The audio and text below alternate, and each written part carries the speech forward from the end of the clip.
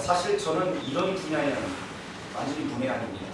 하지만 분명한 것은 각각의 공간의 경계가 희석되고 허물어질수록 우리에게 필요한 조별 카테고리가 만난 그 지점에 공통 분모인 것은 확실합니다. 경계가 사라지는 공간의 공통 분모라고 하는 것을 우리 인간관계로 좀 활용을 해본다면 하나로 공감이라고 하는 말이 아닐까 싶습니다. 그래서 저는 오늘 이 공감의 능력을 성경에서는 어떻게 표현하고 있는지 마태라고 하는 이 인물을 통해서 여러분들께 나눠보려고 합니다. 마태라고 하는 인물 여러분 잘 아시다시피 사실 객관적 기준으로는 예수님의 제자로 들어오기는 사실 기준 미달입니다. 제가 예수님 입장이라면 아마도 마태 같은 인물은 절대 부르지 않았을 것 같습니다. 마태는 그 이름값을 하지 못하기 때문이죠. 하나님의 선물이라고 하는 뜻이 이 마태라고 하는 뜻인데 선물은 고사하고 동족의 혈세를 등쳐먹고 살던 세리가 바로 마태입니다. 몸도 성한 젊은 놈이 무슨 할 일도 없어서 세리가 되었는지 별로 알고 싶지도 않습니다. 그런데 곰곰이 생각해보니 이 마태뿐만 아니라 예수님께서 부르신 모든 제자들이 다 거기서 거기입니다. 세리 말고도 억세기로 소문난 무지랭이 어부들도 끼어있고요. 하나님 나라를 세우겠다고 하는 포부를 가지신 분이 이리도 보는 사람 보는 눈이 없을까 싶기도 합니다. 이런 식으로 자기 사람들을 꾸려봤자 도대체 무슨 일이 될까 싶습니다. 스펙도 좀 그럴싸하고 요즘 말도 좀 집안 배경도 좀 있고 성격도 좀 온순하고 사력 있고 조직 충성도도 좀 높고 뛰어난 그런 인물들을 찾아서 당신의 그 하나님 나라 운동의 제자 그룹으로 만드는 것이 좋을 것인데 아무리 봐도 이 예수 운동의 제자 그룹들은 이런 것과는 우리의 기준과는 상당히 거리가 멉니다. 그저 예수님은 그저 그렇고 그런 인물들만 모아서 자기 제자라고 만들어 놓고는 그리도 또 챙깁니다. 그런데 더 희한한 것은 성경이 우리에게 가르쳐주고 또한 신앙의 역사가 우리에게 가르쳐주고 있는 것은 하나님 나라의 주인공은 언제나 이런 찌질이들이 바로 주인공이라고 하는 점입니다. 도대체 예수님은 이런 사람들을 무엇을 보고 제자로 부르셨을까요? 마태복음 9장은 그 이유를 상세히 보도하고 있습니다. 9장 9절에서 마태의 앞을 지나다가 예수님께서는 그의 모습을 보게 되죠. 그런 후에 나를 따르라 라고 말씀합니다. 13절 말씀에 보면 예수님께서 이런 말씀을 하세요. 내가 긍휼을 원하는 것이지 제사를 원하는 건 아니다. 그 다음 구절들을 좀 빠르게 읽어 내려가면 곳곳에서 예수님께서 그 다음에 병든 자들을 치유하는 기사를 보게 됩니다. 34절까지 보면요, 예수님께서 바쁘게 병을 고치고 귀신도 쫓아내시죠.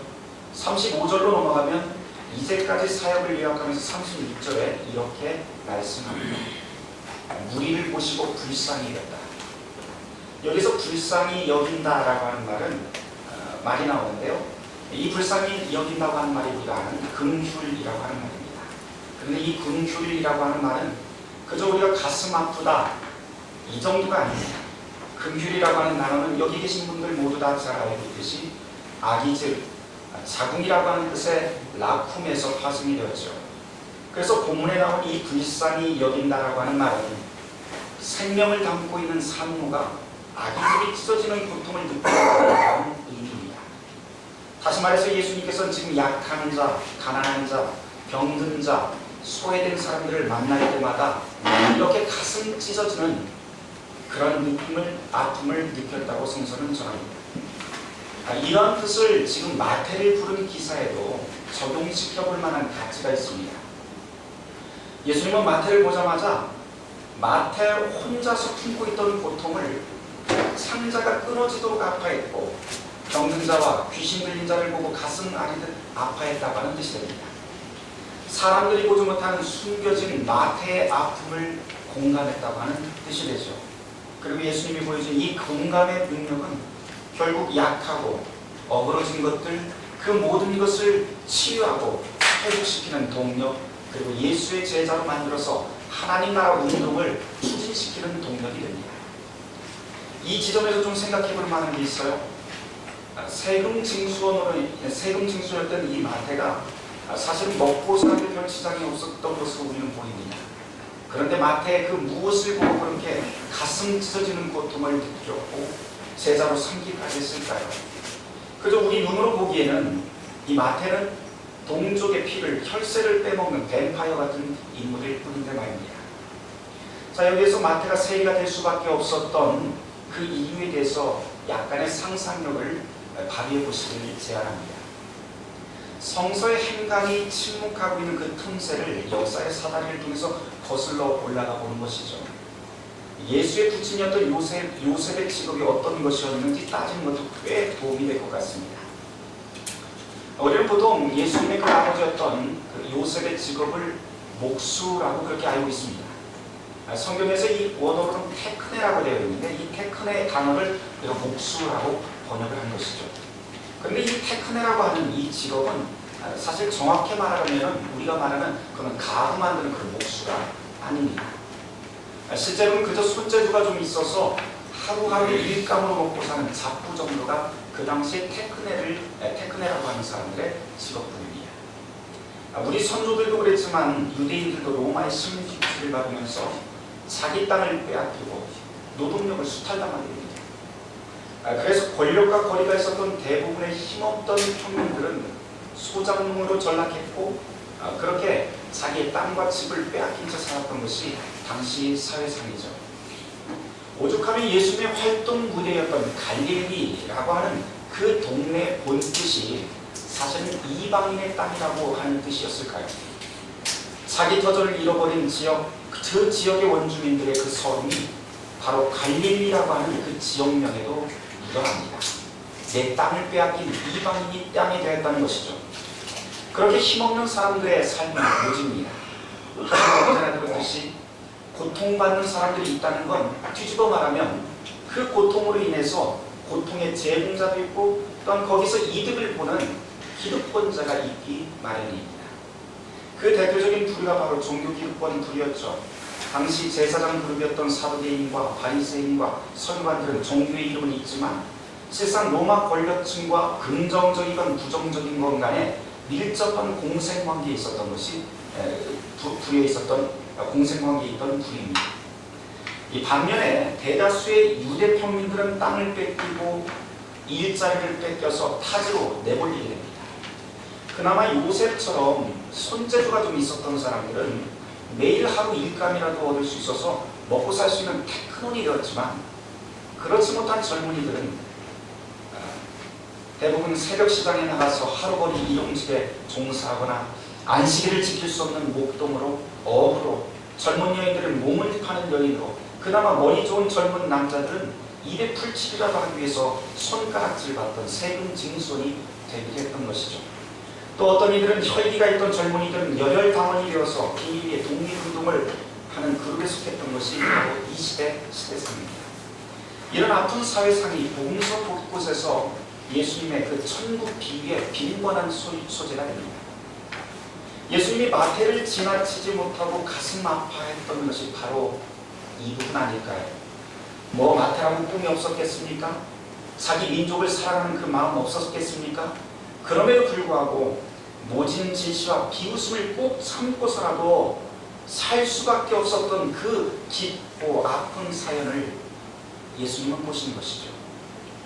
눈에 보이는 대로만 사회적 기준으로만 판단하는 것이 아니라 그럴 수밖에 없었던 그 이유를 간파하고 그런 아픔 속에 있는 마태를 전혀 다른 세계로 불러내게 됩니다. 이것이 바로 세리 마태를 제자로 부르는 장면이죠. 남들이 보지 못하는 아픔을 공감하는 능력, 그것이 바로 복음서에서 예수님이 보여주시는 예수님의 능력입니다. 또한 예수님이 보여주신 그 이웃의 아픔을 공감하고 사랑의 발걸음을 옮기는 것, 그것이 제자들이 해야 될 일이고 오늘 이 땅의 교회가 마땅히 해야 될 일이죠. 아픔을 공감하고 사랑을 실천하는 이 일이 얼마나 중요한지 마태복음서 기자는 마태복음 9장에서부터 10장까지 10장의 그 서두에 또 하나의 아주 의미 있는 사건을 하나 더 담아놓습니다. 9장 1절에서 8절까지 나오는 이야기입니다. 다 아시는 내용이에요. 내용은 친구들의 도움으로 치료받는 중풍병자 이야기입니다. 마가복음 2장 그리고 누가복음 5장에도 나오는 사건인데, 병에 걸린 친구를 고치기 위해서 지붕을 뜯고 예수 앞에 데려오는 유명한 사건입니다. 보통 이 기사를 읽으면서 교회에서는 많은 분들이 교회 전도용 설교로 그렇게 쓰고는 합니다. 병에 걸린 친구는 불신자고 친구는 전도하는 교인이라고 하는 식이죠. 그런데 그것이야말로 아주 엉뚱한 해석입니다. 여기에서 가장 중요한 것은 전도 폭발이나 교회 부흥 그런 것과 전혀 상관없습니다. 성경이 우리에게 가르치고자 하는 메시지는 친구들이 가진 그 소박하고 따뜻한 마음이고, 당시의 편견과 악습에 의연하게 맞서는 우정의 실천입니다. 이것이 바로 제자도의 핵심이고, 그 핵심은 타자의 아픔을 공감하고 그 공감을 넘어서 사랑을 실천하는 데 있습니다. 어쩌면 친구들은 자기 친구가 그 병이 온전히 낫지 못할지도 모른다는 생각을 했을 수도 있습니다. 그래서 우리 같으면 그냥 내 친구의 병을 놓고 그냥 그 처지를 안타까워하는 것만으로도 충분히 나는 친구의 역할을 다했고 우정을 지킨 것이라고 말할 수도 있을지 모르겠습니다. 그러나 이 성경에서 나오는 이 사건을 잘 보십시오. 이 친구들은 사람들이 많은 곳에 중병 걸린 사람을 내고 갔으니 주변에 수군되는 사람들이 있을 것이라는 것쯤 다들 예상했을 것이고, 또 멀쩡한 남의 집 지붕을 헐어내고 재산 피해를 입히는 일이 그릇된 행동이라고 하는 것쯤 다 알고 있었을 겁니다. 하지만 그런 것쯤 개의치 않았습니다. 더 중요한 것이 이 친구들의 마음을 사로잡고 있었기 때문이죠. 그것은 남들이 보지 못한 그 친구의 아픔이었고, 이 아픔을 공감하던 친구들의 우정과 사랑이 그 일을 해내게 만듭니다. 그리고 예수님 역시 바로 이 점을 공감하고 깊이 높이 사신 것이죠. 그래서 9장 2절에서 예수님은 이렇게 표현합니다. 그들의 믿음을 보시고 중풍병자를 낫게 했다고 복음서는 전합니다. 상황을 좀 소박하게 살펴보면 예수님의 제자가 되고 치유하는 모든 원동력은 언제나 아픔을 공감하는 데서부터 시작을 합니다. 그래서 오늘 말씀의 메시지는 이웃의 마음을 함께 공감하라 하는 것으로 요약할 수 있습니다. 그 공감의 힘이 결국 나비효과처럼 힘을 만들어냅니다. 제가 루터교회 목사니까 루터파 신앙 하나 좀 말씀을 드리려고 합니다. 루터교회에서는 성서의 모든 메시지를 언제나 친의로운이라고 하는 맥락에서 해석을 하곤 합니다. 간단하게 요약하면 이래요. 하나님이 우리 모두를 의롭다고 선언하셨다라고 하는 문장인데, 의롭다고 선언을 받은 사람들 모두는 다 자기 가치를 깨닫게 됩니다. 그런데 내 가치를 깨달은 사람 나 혼자만 가치가 있는 것이 아니라 바로 함께 그 목소리를 들은 사람도 역시 똑같이 가치 있다고 하는 것을 동시에 고백하게 됩니다. 그런 가치 있는 사람들이 모여서 공동체를 이루는데, 그 공동체 안에서는 반드시 같은 가치를 가지고 있기 때문에 사람 위에 사람 없고 사람 밑에 사람 없다는 평등한 사회구조, 공동체 구조를 만들어야 되게 됩니다. 목사라고 해서 특별한 것 없습니다. 아이라고 해서 소외될 것 없습니다. 모두 다 하나님 앞에서 동등한 가치로 하나님의 형상으로 인정받습니다. 이게 바로 종교개혁가들이 이야기했던 바로 만인사제직입니다. 그리고 이 만인사제직은 서로가 서로에게 제사장이 되고 서로가 서로에게 그리스도가 되어서 섬기고 품어주고 위로할 수 있는 그리스도의 권위와 책임을 우리가 또한 부여받게 됩니다. 그것이 바로 루터파교에서 가장 중요하게 가르치는 신학적 맥락입니다. 그런데 아주 독특한 것은 이런 만인사제직을 단순히 우리끼리만 교회 안에서 홀리클럽으로 사는 개토를 만들어서 우리가 살고 있다고 하는 사실이죠. 하지만 성경은 이 모든 것들을 다 거부합니다. 어떠한 그 특정한 그룹끼리만 경계를 세워서 사랑하고 의리를 지키는 일은, 자기네들끼리만 의리를 지키는 일은 조폭들도 할 수 있는 일입니다. 교회 공동체는 필연적으로 그 담장을 무너뜨리고 담장 너머로 월단해야 합니다. 교회가 이웃의 아픔을 보듬지 않고 공감의 능력을 잃어버리는 순간 교회는 스스로 담을 쌓아 그 안에 갇히게 됩니다. 더 이상 탈출구가 없게 되는 것이죠. 그리고 그 순간 하나님의 이름으로 타자를 혐오하고 구별하고 차별하는 집단이 됩니다. 그리고는 그것이 바른 신앙인 줄 착각하게 됩니다. 이런 일을 우리는 몇 년 전부터 확연하게 보았죠. 특별히 세월호 사건, 그리고 대통령 탄핵이라고 하는 역사의 질곡을 지나면서 교회가 어디까지 타락할 수 있는지 우리는 몸으로 체험했습니다. 교회가 타자의 아픔을 공감하고 보듬지 못하는 그것이야말로 교회의 종말입니다. 역사 이야기 하나 하도록 하겠습니다. 개신교와 가톨릭 그 가장 다른 점 중에 하나는 아마도 성직자를 어떻게 임명하는가라고 하는 그 문제일 것 같습니다.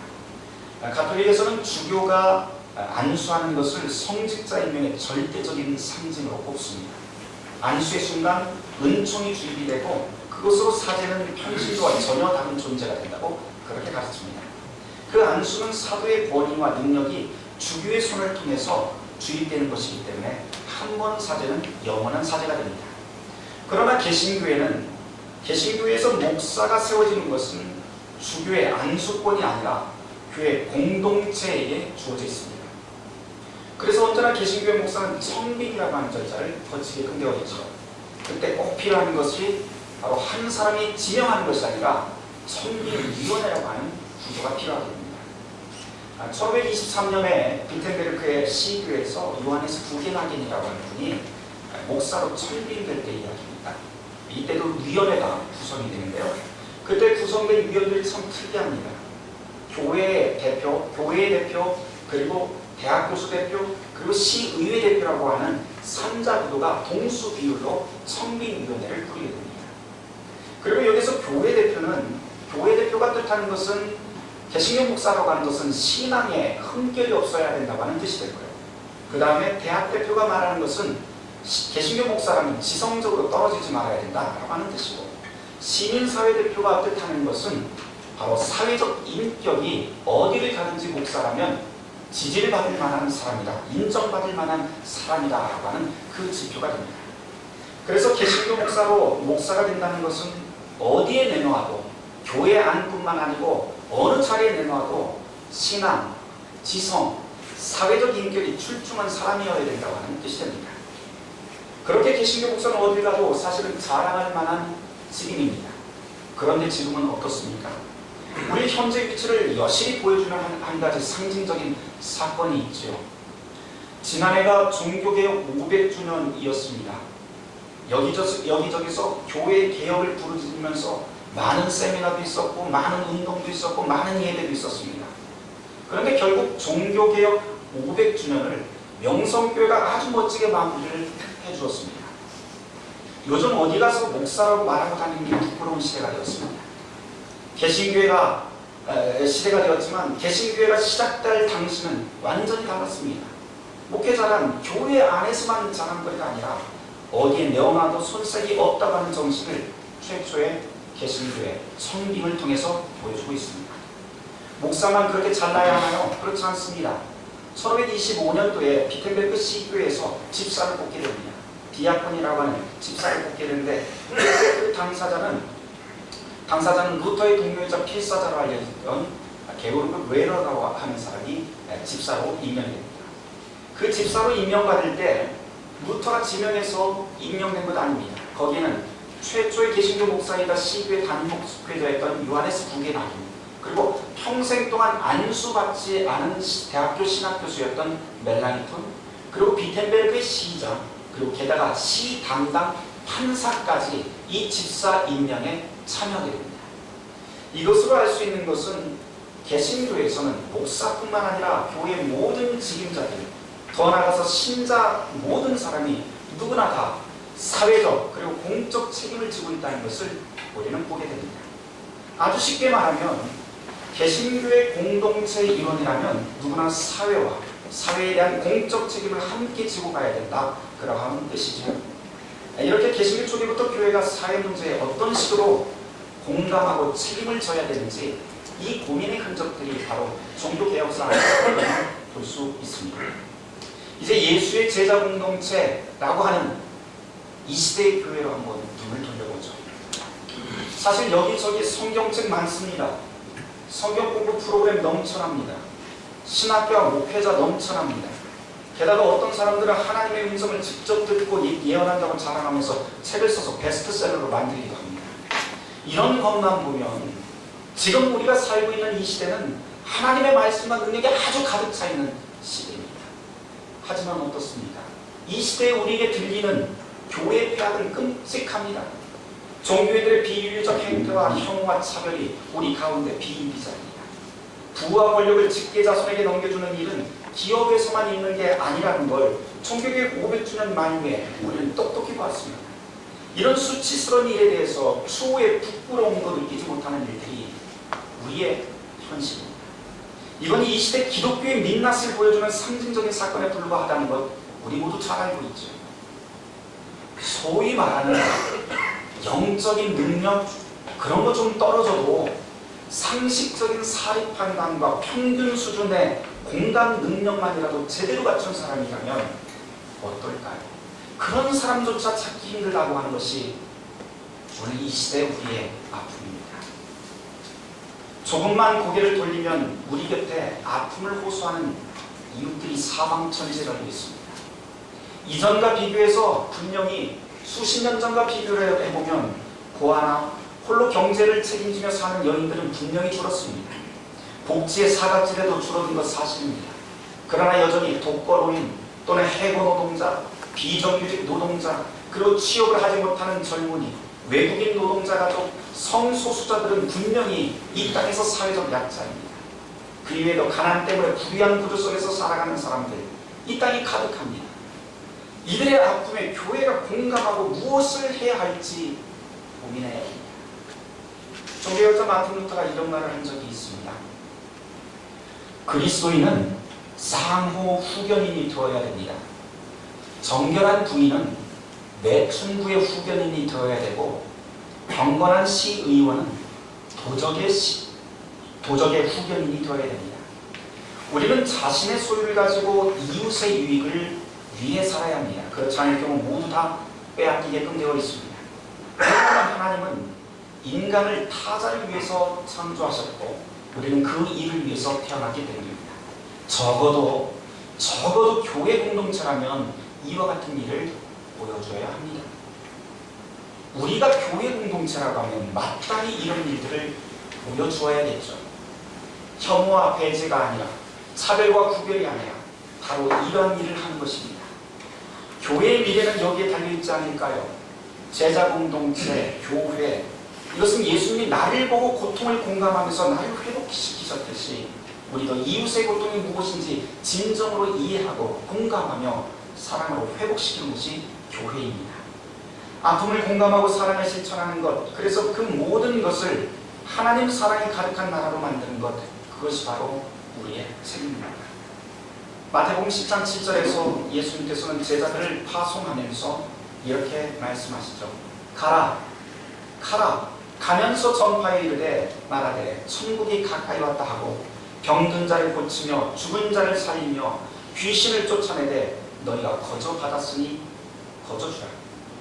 주님의 명령대로 우리는 천국을 선포해야 되고 그리고 어디를 가든지 하나님 나라를 말해야 됩니다. 여기서 전파한다고 하는 단어가 나오는데 테루소라고 하는 원어입니다. 그런데 이 원어는 단순히 말한다고 하는 뜻이 아니라 전쟁의 선전포고를 뜻합니다.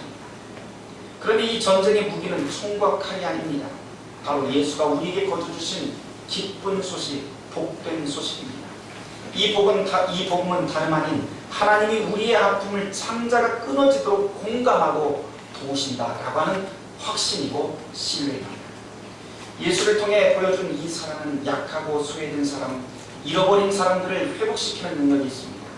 이 복음을 가슴에 새기고 세상에 나가라 라고 하는 이 말씀이 예수가 제자를 보내면서 파송하면서 우리에게 가르쳐 주신 명령이고 동시에 이 시대 우리에게도 또한 의무가 됩니다. 그러나 잊지 마십시오. 가라 라고 하는 이 말씀은 의무인 동시에 그렇게 발걸음을 움직이는 사람들에게 주시는 축복의 약속이 됩니다. 왜냐하면 우리가 이웃의 아픔을 공감하고 그 속에 들어갈 때 하나님은 바로 그 자리, 이웃의 눈물과 신음 한가운데 우리를 기다리고 있기 때문입니다. 호세아 선지자는 이렇게 선언합니다. 호세아 6장 1절 2절 말씀. 오라 우리가 여호와께 돌아가자. 여호와께서 우리를 찢으셨으나 도로 낫게 하실 것이요 우리를 치셨으나 싸매어 주실 것입니다. 여호와께서 이틀 후에 우리를 살리시며 셋째 날에 우리를 일으키시리니 우리가 그의 앞에 살리라. 사랑하는 여러분, 바로 코앞의 일도 모르고 사는 게 인간입니다. 그러니 우리가 미래를 우리가 논한다는 것 자체가 어쩌면 우스운 일일 수도 있습니다. 하지만 기독교인이라고 교회 공동체라면 이 땅에 예수가 보여주고 가르치신 일을 따라 사는 걸, 순간순간 그렇게 사는 걸 마땅하고 가치 있는 일로 믿고 살아가야 되지 않을까요? 물론 그렇게 사는 일 쉬운 일도 아니고 꽃길을 걷는 것도 아닙니다. 그럼에도 불구하고 위로와 힘이 되는 것은 이 그리스도의 여정을 나선 모든 사람들에게 하나님이 함께 하시고 우리의 마음을 공감하신다고 하는 믿음입니다. 하나님이 우리를 돌보신다고 하는 그 믿음으로 이웃 한가운데로 들어갑시다. 그리고 이웃의 아픔을 공감합시다. 그리고 이웃의 개념을 이제는 사람뿐만 아니라 지구의 모든 피조물까지 확장해야 될 때입니다. 신음하는 자연세계의 아픔을 기독교인들이 먼저 공감해야 됩니다. 그 공감이 이 땅에 놓인 모든 차별과 구별의 경계를 허물게 될 것입니다. 왜냐하면 바로 그것에 우리의 상처를 싸매고 낫게 하시고 살리고 일으켜 세우겠다고 하는 하나님의 능력과 약속이 우리를 기다리고 있기 때문입니다. 바라기는 이와 같은 놀라운 하나님의 능력을 우리 일상 가운데서, 그리고 우리의 이웃 한가운데서, 그리고 이 땅 한가운데서 체험하시는 여러분들이 되시길 주님의 이름으로 축원합니다. 모든 지각이 뛰어난 하나님의 평강이 그리스도 예수 안에서 너희의 마음과 생각을 지키시리라. 아멘.